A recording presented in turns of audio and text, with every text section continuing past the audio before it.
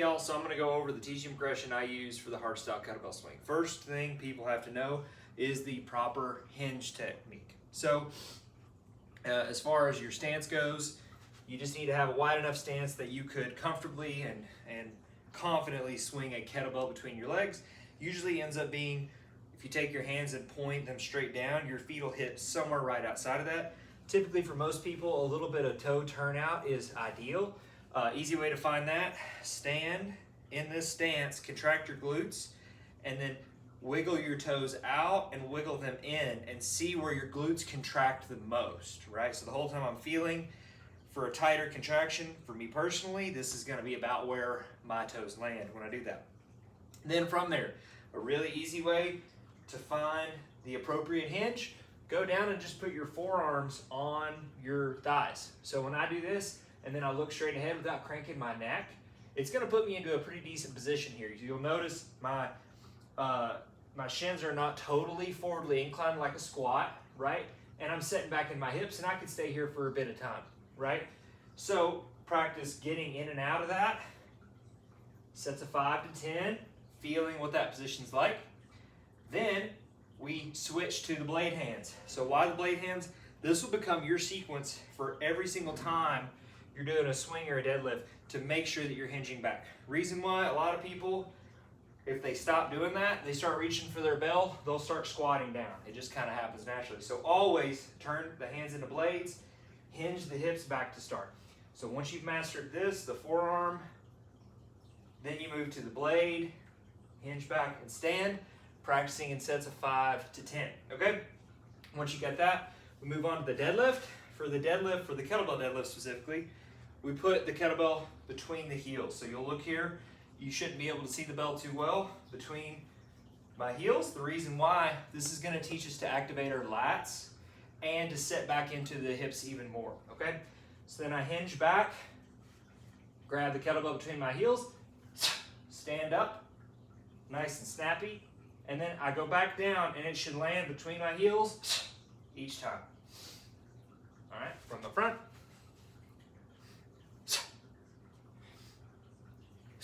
Okay, practice that, sets of 5 to 10.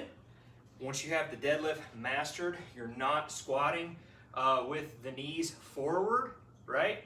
You're hinging back into the hips. Then we move on to the hike pass. So the reason we work the deadlift first in the first place is to master activating the lats every time on the way down. That's going to become super important on the swing when we're trying to load our hips.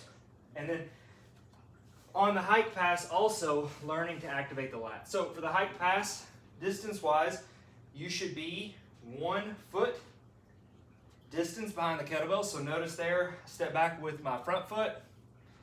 Then I step back behind my other foot. I got a tightrope now. I step out to my swing stance in here. Show you that from the front. So I'm tightroping. I take my front foot. I go to my swing distance and swing distance. Now I'm going to tilt the kettlebell handle back, okay? Now from here, I'm going to show you this, and you should practice this without the kettlebell in hand. So I'm still got my same distance. I've still tilted the bell. Now I just want you to work on bringing your arms against your body while maintaining a neutral spine and a neutral neck position. Well, the neck is slightly extended, so this would be completely neutral, but it shouldn't feel cranked like that. And just work on squeezing the arms against the body. If somebody was standing behind me and they were to push my hands down and I were to resist it, I would feel activation here in the lats. And that's what we're looking for, right? So practice this and then do it with rhythm. So what we're going to do here is we're going to work on starting the kettlebell from the floor and getting it into our hike position so that we can learn how to actually initiate our swing, right? So we use the hike pass every time when we're initiating our swing from the ground. And then we're also going to use it in our power swing in a second. So now that I've practiced connecting my arms to my body and then pendulum my hands back out without the bell, we'll do it with the bell. So I tightrope, swing stance, always knife hand back, tilt the bell, head is up, sniff some air, connect the arms to the body.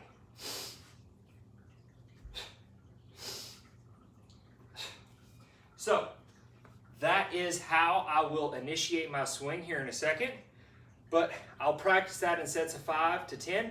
Work on getting the bell back. Arms are connected. You should feel the forearms touching your belly, forearms touching your inner thighs. You should feel very strong in that back position. Your hips should be extremely loaded, and your back angle shouldn't change at all. So pretty common to see people do this, and you don't want to do that. Also, that bell should hit in the exact same place every time, just like on the deadlift. Okay? From there, we move into our power swing. So we practiced our hike pass. We feel very competent in sets of 5 to 10 to just connect the arms to the body, relax the bell back. Now we add the power swing. So I will hike, stand, hike, relax. Okay, so that is going to be our power swing. This teaches us how to start the bell, how to initiate a swing, how to receive the bell, and then how to return to the ground safely, right? All these mechanics are absolutely crucial before you just pick the bell up and start swinging with it, okay? So you have to master picking it up and setting it down before you can do the middle, which is the most fun part. So I'm in my stance, karate chop back, tilt the bell, head up, sniff some air.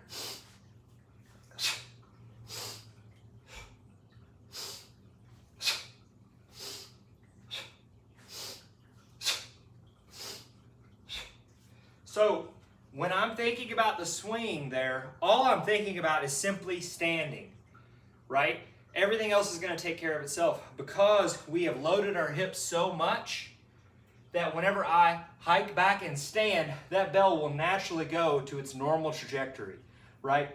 Which is going to be out at chest or throat height or wherever it lands, it doesn't really matter. Then, using my lats, just like in my hike pass, I'm going to guide the bell back between my legs, finish my hike, and then return it to the floor, right? Now, it's really important that when you're finishing that hike pass and you're finishing your swing, you don't bend early. How do you know? Where is the bell swinging? Is it swinging between my legs? Am I anticipating it here? Am I anticipating it? Am I going into my hike pass? That's not ideal. You want to wait as long as you can. Finish your swing before you start your hike pass.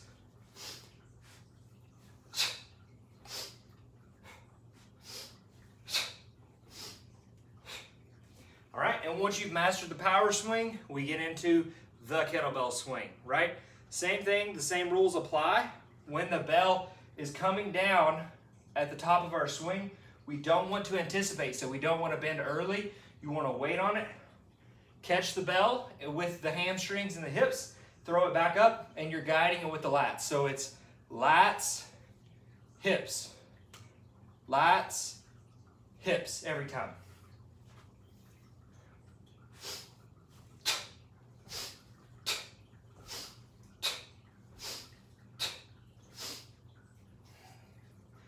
So just like on the hike pass, just like on the deadlift, and then just like on the power swing, practicing in sets of 5 to 10 to master the swing. As you're in your beginning phases, you should go through this sequence every single time during your session. So you should start off with just some hip hinges, you should start off with some deadlifts, get into some hike passes, some power swings, and then some sets of swing. Typically during a hardstyle swing session, you do anywhere from 50 to 100 reps.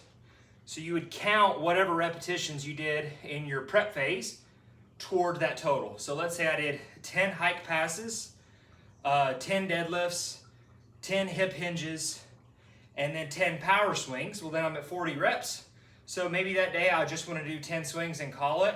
And then a couple of sessions look like that. And then as you get more proficient with the exercises, you can start to cut them away. So once you have the hip hinge down, you can leave it out. Once you have the deadlift down, you can leave it out. Once you have the hike pass down, you can leave it out. Once you have the power swing down, you can leave it out. So somewhere about a month in usually is when people are just doing the hardstyle swing.